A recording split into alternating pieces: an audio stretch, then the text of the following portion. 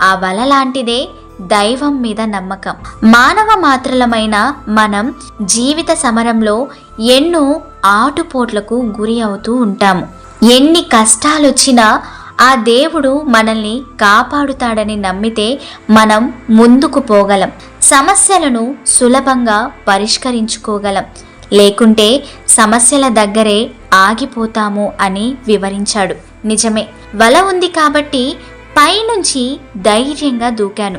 దేవుడున్నాడన్న నమ్మకమే మనకి బలాన్ని, సమస్యల్ని ఎదుర్కొనే శక్తిని ఇస్తుంది అని తెలుసుకున్నాడు ఆ యువకుడు.